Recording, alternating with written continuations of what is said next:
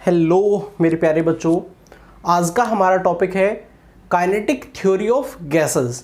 देखिए, इस थ्योरी को हम लेंगे आइडियल गैस के अकॉर्डिंग, रियल गैस के अकॉर्डिंग नहीं लेंगे। तो पॉइंट क्लियर करते हैं according to kinetic theory of gases.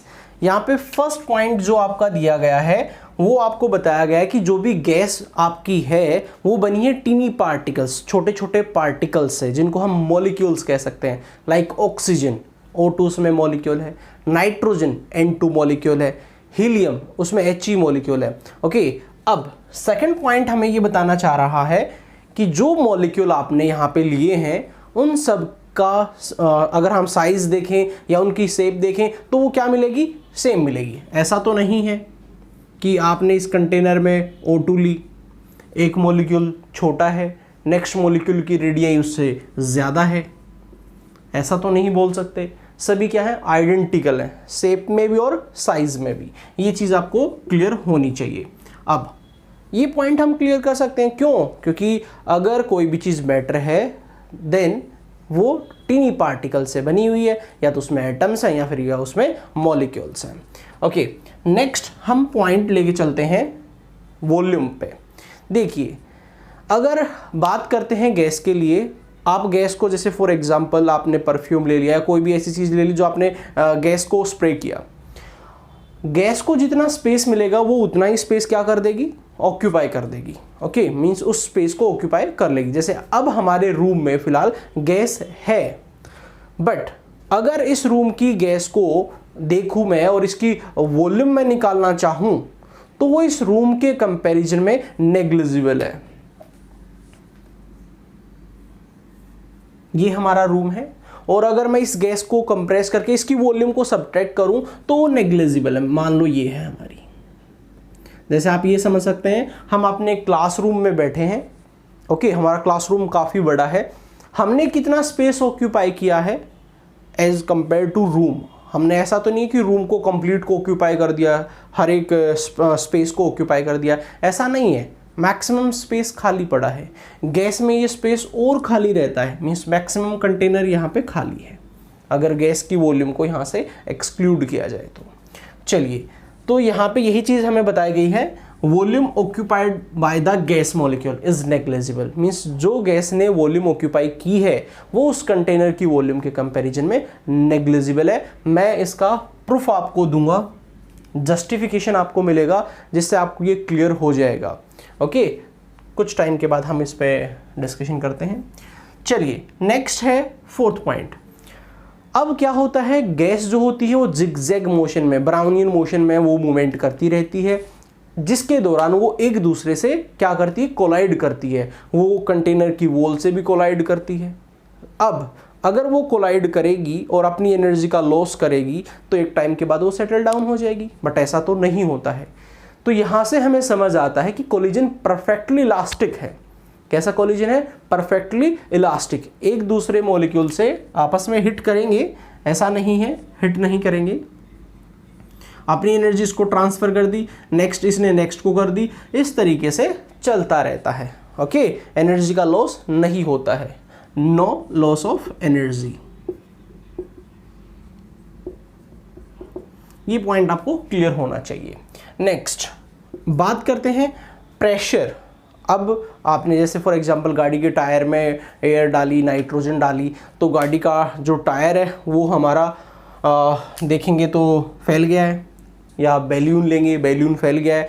अब तब उसमें आप एयर डाल रहे हैं। कैसे, क्या करते हैं, जो एयर पार्टिकल्स हैं, नाइट्रोजन पार्टिकल्स हैं या गैस के पार्टिकल्स हैं, वो बम्बार्डमेंट करते हैं। क्या करते हैं, बम्बार्डमेंट। किस पे करते हैं, कंटेनर की वॉल्स पे। कंटेनर की वॉल्स पे एक प्रेशर एक्सर्ट करते हैं। सभी चीज़ें क्या रिटेन रहना चाहती हैं, सेम रहना चाहती हैं, इसीलिए वो चेंज नहीं होना चाहती और वो क्या करने लगती है, वॉल्यूम को एक्सपेंड करने लगती है। अदरवाइज उसमें प्रेशर बहुत ज़्यादा हो जाएगा, फट जाएगा। तो उस प्रेशर को नेग्लिफाई करने के लिए वो अपनी वॉल्यूम बढ़ाने लगती है, क्योंकि प्रेशर और वॉल्यूम क्या है, इन्वर्सली प्रोपोर्शनल है।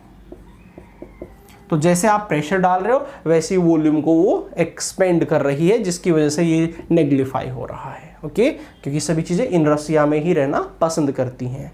चलिए, नेक्स्ट हमारा है, अगर आप इंडिविजुअल किसी मॉलिक्यूल की काइनेटिक एनर्जी देखोगे तो वो डिफरेंट मिल सकती है। क्यों? जैसे अभी इसकी ज़्यादा थी, इसने इसको हिट किया तो उसकी ज़्यादा, इसकी कम हो गई है। इंडिविजुअल की देखेंगे तो डिफरेंट मिलेगी। तो हम इंडिविजुअल की बात नहीं करते हैं, हम बात करते हैं एवरेज की। अगर आप एवरेज काइनेटिक एनर्जी निकालेंगे तो वो सबकी हम सेम मानेंगे, और वो क्या है, वो एब्सोल्यूट टेम्परेचर के क्या है, डायरेक्टली प्रोपोर्शनल है। ओके, यहाँ पे क्या है, ये डायरेक्टली प्रोपोर्शनल किसके, एब्सोल्यूट टेम्परेचर के। तो कंटेनर में जो टोटल एनर्जी वो क्या मानी गई है, काइनेटिक एनर्जी मानी गई है। ओके, जो मॉलिक्यूल है उनकी क्या मानी गई है, काइनेटिक एनर्जी, आइडियल गैस के अकॉर्डिंग। चलिए नेक्स्ट हमारा है, हमने माना है आइडियल गैस में, ना कि रियल गैस में, कि जो गैस है उसके बीच में किसी तरह का फोर्स ऑफ अट्रैक्शन या रिपल्शन नहीं है। अगर अट्रैक्शन होता और आप गैस को स्प्रे करते तो क्या गैस कंटेनर की वॉल्यूम को ऑक्यूपाई कर लेती, क्या उस कंप्लीट में फैल जाती? नहीं। जैसे हमारे घर में खाना बनता है तो हमें पता लग जाता है, हम काफ़ी दूर बैठे हैं तब भी, कि क्या बना है। ओके, किसी ने डिओड्रेंट, परफ्यूम यूज़ किया तो भी हमें पता लगता है। क्यों? क्योंकि उसको जो स्पेस मिलता है वो उसको ऑक्यूपाई करती है।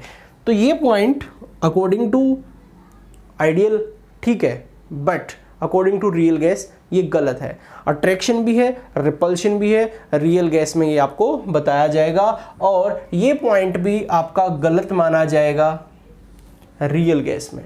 रियल गैस में बताया जाएगा कि वॉल्यूम कुछ भी है, चाहे वो नेग्लिफाई क्यों ना है, बट आपको सब्ट्रैक्ट करनी पड़ेगी, माइनस करनी पड़ेगी।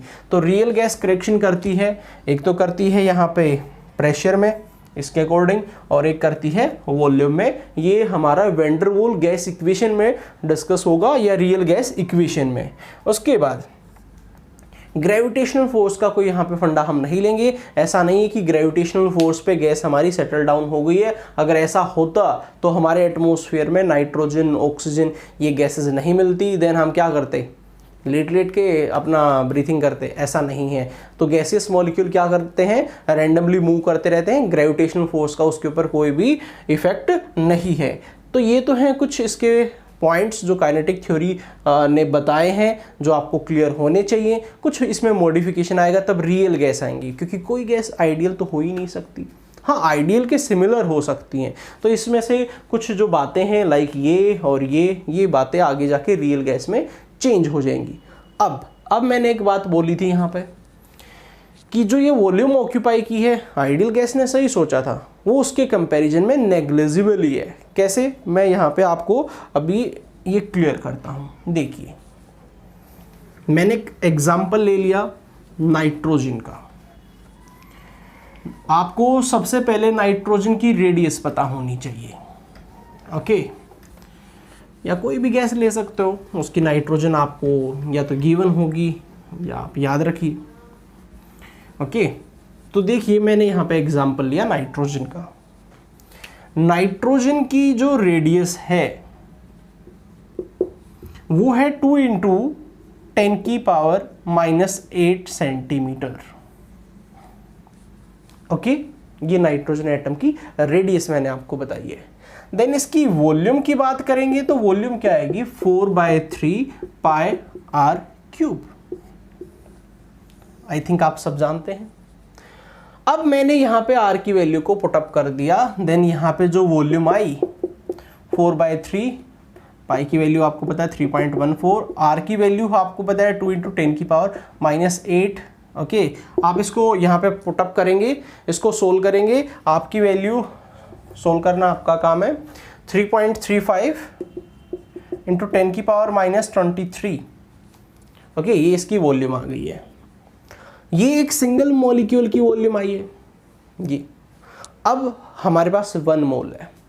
1 मोल की क्या रहेगी, 1 मोल की रहेगी 3.35 × 10⁻⁻23 इंटू एवोगैड्रो नंबर 6.022 10⁻23 कट गया। इसको सोल्व करेंगे तो आपका आंसर आएगा 20.16 सेंटीमीटर क्यूब। ये वॉल्यूम आएगी आपकी 1 mole of nitrogen gas. Means इतने मॉलिक्यूल की वॉल्यूम ये है। ये नंबर काफ़ी बड़ा है। अगर आप पर सेकंड एक काउंट करते हैं तो आपकी उम्र लग जाएगी पूरी। आपकी पूरी लाइफ चली जाएगी तब भी आप काउंट नहीं कर पाएंगे, ये इतने मॉलिक्यूल हैं। ओके, अब इन्होंने केवल 20.16 सेंटीमीटर क्यूब को ऑक्यूपाई किया, और हम जानते हैं कि 1 मोल के अंदर तो क्या होता है 22400 सेंटीमीटर क्यूब। 1 मोल गैस इतनी वॉल्यूम ऑक्यूपाई करती है, मीन्स इतना बड़ा कंटेनर चाहिए उसको।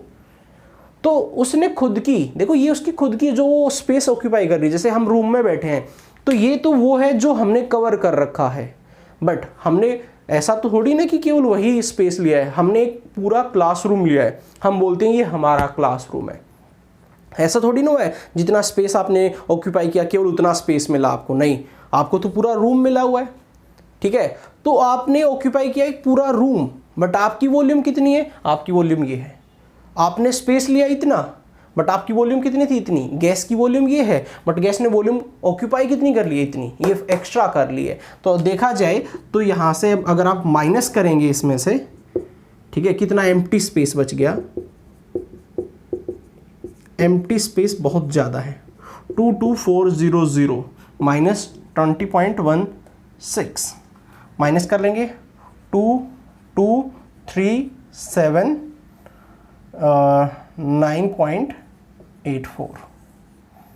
ओके, तो ये माइनस करके देखेंगे तो इतनी वॉल्यूम उसमें क्या है, खाली है। अब अगर आप इसके कंपैरिजन में देखते हैं तो फिर क्या बोला जाता है, नेग्लिजिबली बोला जाता है। इस बिहाफ पे काइनेटिक थ्योरी ऑफ गैस ने बोला था कि जो वॉल्यूम गैस ने ऑक्यूपाई की है वो नेग्लिजिबल है। किसके कंपैरिजन में, उस कंटेनर की वॉल्यूम के कंपैरिजन में। जैसे अब हमारा रूम है और हमारे रूम में हमें सेपरेट रूम मिला हुआ है, तो हम क्या बोलते हैं, ये हमारा रूम है। क्या ऐसा होता है हम अपने रूम में जाते ही फैल जाते हैं और कंप्लीट रूम को, स्पेस को ऑक्यूपाई कर देते हैं? नहीं। अगर देखा जाए तो हमारे रूम के जो वॉल्यूम है उसके कंपैरिजन में जो हमने वॉल्यूम ऑक्यूपाई की है वो नेग्लिजिबल ही है। ओके, मेरे हिसाब से आपको ये क्लियर हो गया है। ये थे आपके कुछ पोस्टुलेट्स जो काइनेटिक थ्योरी के थे। आई होप ये आपको क्लियर हैं।